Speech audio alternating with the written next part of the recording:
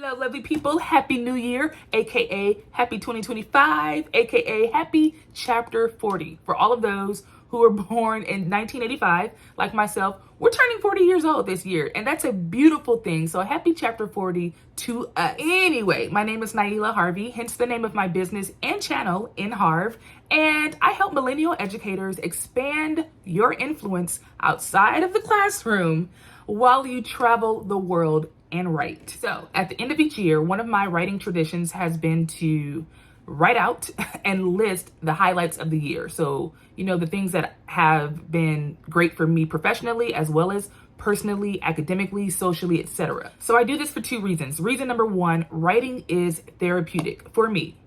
It is my process, or the best process for me, when it comes to introspection and being reflective, etc. Like, it's the way that I navigate my emotions and my feelings and the way that I process through these things. The second reason why I write out or list the highlights of my year is to visually see my areas of growth.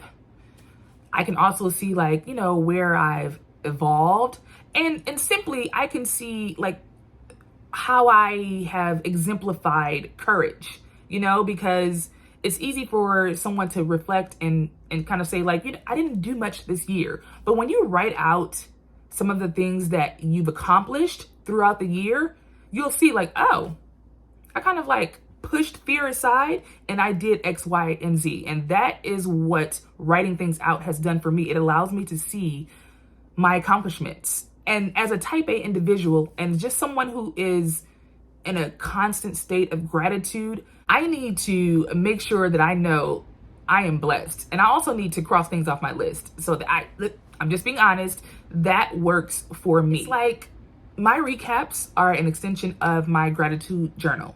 You know how you may list out 3 things that you're grateful for every single day, Well, I don't do that daily, nor do I do it weekly, but I make sure that I do it annually. And the way that I do it is by way of a recap. And in my recap, it is very inclusive. I have professional accomplishments, personal, academic, social, spiritual, you name it. And because I want to keep this video short and sweet, and also use this video as an incentive for you to write your own list, your own recap, I am going to read mine directly off my list.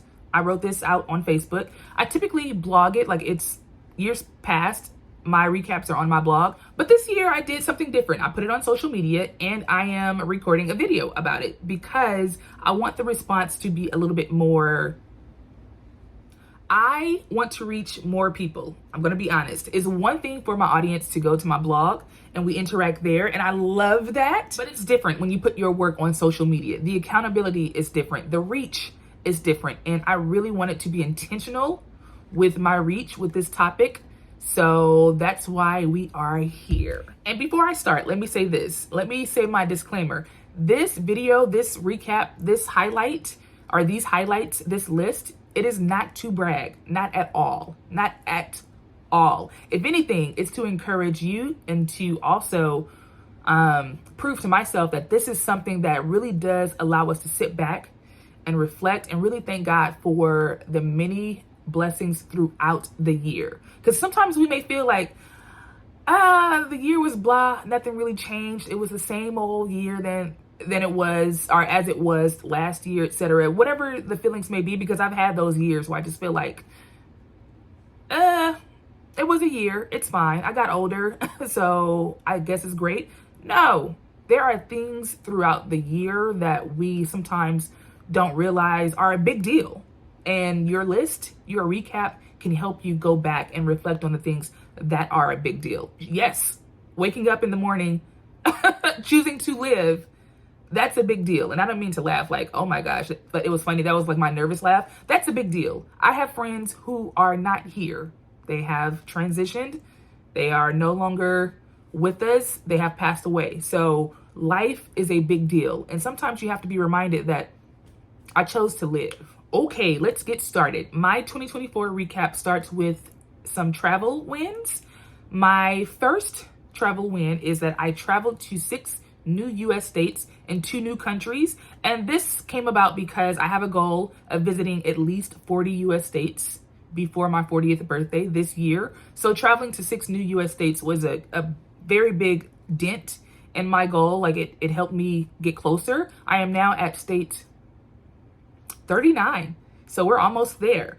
But last year was 6 in itself. So you figure all of those years until the age of 39, and then all of a sudden in 2024, 6 whole new states. Like that was a big deal for me. Number 2, I experienced my first Broadway musical in NYC. I am a native Angelino, born and raised in Los Angeles. So, you know, that East Coast, West Coast, it's not really beef for me, but it's like, you know, I feel like my coast is better. I'm a West Coast girly, so I don't really have a need to visit New York like that. Mind you, I have visited New York quite a few times before last year, but it was always like it's nice.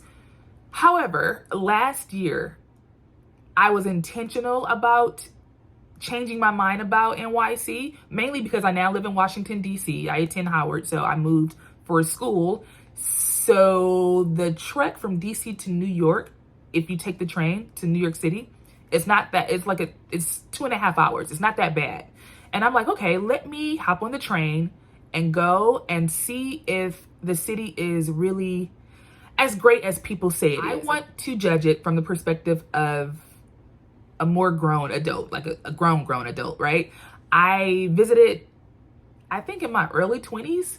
So early 20s and late 30s, 2 different positions in life, 2 different mindsets. Like my judgment in my early 20s, not fair. So I wanted to give it a fair shot. And I also wanted to expand the creative side of me by going to a musical. So I went to see The Wiz. Perfect. So good. And that's coming from someone who is not a musical person. I don't really, you know, I can do without musicals. But it was good. The Wiz, especially The Wiz on Broadway, perfect. Continuing on with travel, I road tripped through half of New England. So it was, where did I start? I started in Connecticut. And I was there for a conference to present my doctoral research. We'll get into that later. But I started in Connecticut, and then I drove to and through New Hampshire, and then I stopped in Vermont. Let's go back to Connecticut really quickly. I used to love watching the show Gilmore Girls growing up. I used to watch it with my grandmother.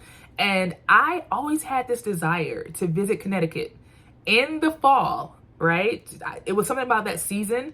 When I think of Gilmore Girls and social media as well, you think of the fall. The fall makes you think of the show. The show makes you think of the fall.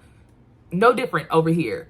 So the fact that I got an opportunity to go in the fall, go to Connecticut in the fall, and tour Yale University, where the main character of Gilmore Girls, Rory Gilmore, that's where she attended college. I felt like I was in the show. Like, it was such a cool moment. Like that, obviously for my smile, that was a major highlight of 2024. It wasn't major, but that was a nice highlight of 2024. I felt like a part of my childhood came to life. It was very nostalgic. Speaking of the Ivies, I not only got a chance to tour and visit Yale University, but also Harvard University. So got a chance to visit, or I traveled to Boston, Massachusetts, and Brown University was another Ivy League that I toured and visited when I traveled to Rhode Island. So is that all of the New England states? No, the last New England state that I visited and traveled to was, oh my gosh, you have Connecticut, you have New Hampshire, you have Vermont, you have Massachusetts, Rhode Island. Oh, for my birthday, I went to Portland, Maine. So I went to Maine. So that's all 6 of the New England states. So that was pretty cool. And that all happened last year. Next, I don't know what number I'm on. I attended so many concerts that I now have a favorite parking structure and a favorite parking attendant in the DC area. That's how many concerts I attended last year. So that was pretty cool because I never really attended a lot of concerts in my younger years. So I feel like I made up for it all last year. Next, got an opportunity to attend the very famous DC Library of Congress happy hour, even though I don't drink, but the event itself is like, you know, the thing to do in the DC area. So that was pretty cool. And in that same area of the Library of Congress, I mean like the physical area, they're right next to each other or right across the street, I got a private tour of Capitol Hill. So that was actually really cool. Okay, now moving into the academia category. Last year, fall 2024, I was a teaching fellow at my school, the illustrious Howard University, HU, you know. And that was a big deal for me. Someone who is looking to become a professor, getting the experience to work not only at a college or a university, but at my university, where I would love to work in the future, and being responsible for 150 plus students. Wow, it was challenging, but it was also very, very humbling and very, very exciting because it was a chance for me to see if this is really the lifestyle that I want, if this is really the career that I want to work toward. And the answer is yes. Next, I maintained my goal of speaking once a month. That included presenting my doctoral research, which I did maybe 4 times last year. That's big, especially as a third-year doc student. So it's not like I am at the end of the finish line or near the end of, I am near the end, but I'm not at the end. So the fact that I was out in the field, like really getting feedback, taking it in, tweaking things and presenting, like that was a major academic milestone for me. The speaking also included, though, sharing my expertise, like my business expertise at conferences. I am a 10-time published author, as well as a book coach and book editor. So, I mean, you can really just say that I'm a writing consultant because I do help my clients. I help thought leaders and millennial educators like expand their expertise, like I said in the beginning of the video. And I help these leaders and smart people, these brilliant people, write thought leadership books. Like I help them package their expertise into a cohesive book. And I spoke about that last year at conferences and workshops. And was it a seminar? I think it was just workshops and conferences. So that was included in my monthly goal of speaking. And lastly, what was included in what I categorized as speaking was podcast interviews. So all of that, presenting my research, sharing my expertise, my business expertise, and also sharing my expertise by way of podcasts. That was all last year. And I literally had something lined up every single month. And I'm so grateful for that because I like to hide behind the keyboard. I feel like I'm a better writer than speaker. But last year, there was something inside of me that was like, girl, get out there, present and share, present and share. And that's what I did. I just went for it. And it worked out well. Okay, next, let's dip into the personal category, which will be very brief. I'm not the best cook, but one of my highlights last year is that I actually prepared a Thanksgiving dish. It was at my home, no one was here, but I made chili beans. And I was so excited because as a vegan pescatarian, I had to use, all of the vegan products. I didn't have to, but I chose to use like the vegan chili, the vegan ground beef, the vegan XYZ. And I was like, oh my gosh, it actually came out okay. Now, I did not bring it to the event. Like my brother hosted Thanksgiving last year. I did not bring it to his house to share it with other people. But I tasted it and I liked it and it was good. And that's big for me because I do not cook on Thanksgiving at all. I just prefer not to. So the fact that I did, a win is a win. Speaking of vegan pescatarian, I actually started that last year, January, I believe, January 2024. And we all know the classic story, or not the classic story, but we know the story of Tabitha Brown. Like she is just a mogul. Like I don't even know how to categorize her outside of that. But she has the story of turning vegan because of her headaches. She would have headaches and things. And I feel like there was a season in my life starting in 2020 where I would just experience these headaches. And I don't know what her cause was. I know what my cause was and is, and I won't share it here, but I was trying to heal. And I said, well, this worked for her. Maybe it can work for me. And I just felt that eliminating dairy is, because I'm still vegan pesc, one step closer to becoming healthier, especially as I age. And also, because I'm not a cook, I'm like, I need to have a protein. I incorporated fish back into my diet because at first it was just all vegan. And I'm like, no, let's do vegan pescatarian because I need another protein outside of like chickpeas and beans and things like that, especially because I don't cook often. So when I go to these fast food restaurants, or when I do decide to cook, I just like to have that meat protein. So yeah, that all started last year. And let me tell you, I feel better. And women, you know, we have our monthly cycles. I do not have cramps like that anymore. Like it is bizarre how it's like night and day. Because I used to get cramps really, really bad. And I don't anymore.